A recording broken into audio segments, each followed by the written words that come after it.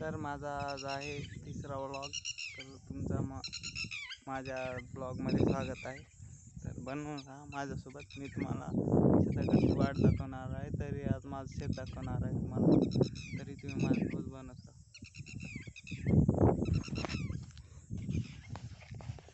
तर ही वाट आहे आमच्या शेताकडे जाताना.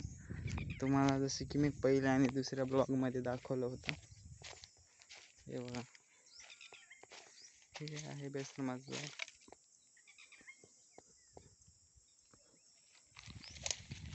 पुढे दाखवतो. पुढे खूप झाड आहेत. हे आहे चिंचचं. बघा, हे आमचा होळा आहे. ओहळ हे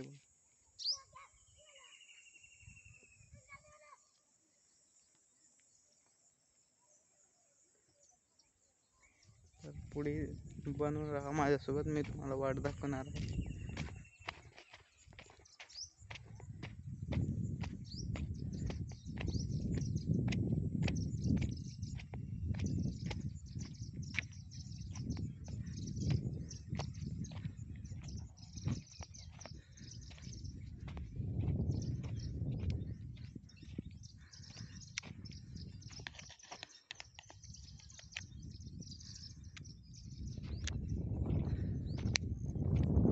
की बघा, वळामध्ये थोडं पाणी कमी झालं आहे. हे इकडे तळ आहे.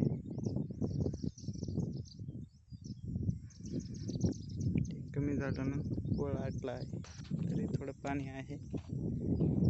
शेवाळ जमत आहे.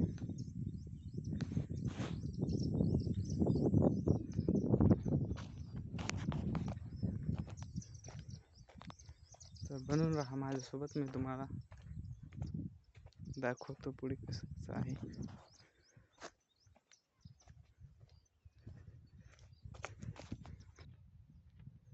हे पण बेसरमाचं झाड आहे.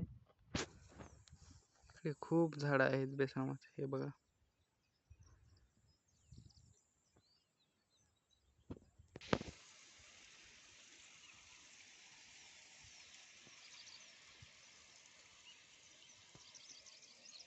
हे बघा, इथं पाईप फुटल्यामुळे कोणाचं तर पाणी जात आहे. हे कुणाचे ना कुणाकडे राहतात पाईप. आणि ते शेताकडं असंच होत राहतं. हे बघा, इथं पण कुणाचं फुटलं आहे.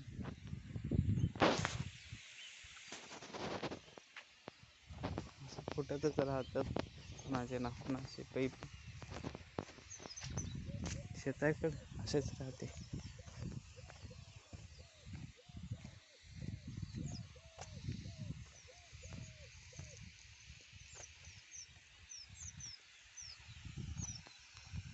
हे बघा, बेसरमाचे झाड इकडे बी खूप आहे.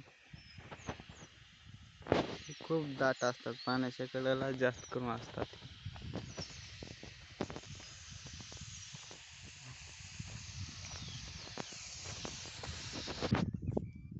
हे बघा, आमचं तळ इथून ते पर्यंत आहे. हे जे दिसत आहेत पाण्यात छोटे छोटे धोंडे, हे बारका इथून ते इथपर्यंत पूल होता. ते पाण्यात पडलं आहे, त्यामुळे आता पूल नाही आहे तिथे.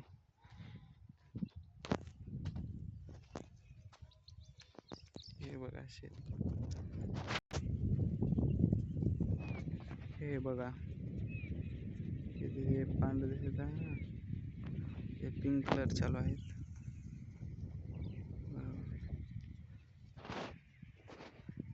तुम्हाला वाटत असेल हे डबे काय आहेत. ह्या डब्यात स्टार्टर, किटकॅट इत्यादी वस्तू राहतात, जे मोटर ते चालू करण्यात खूप मदत करतात. ठीक आहे. आणि पाईप पाण्यात गेलेले आहेत. यांच्यासमोर मोटर असते, तिथून पाणी पार शेतापर्यंत जाते.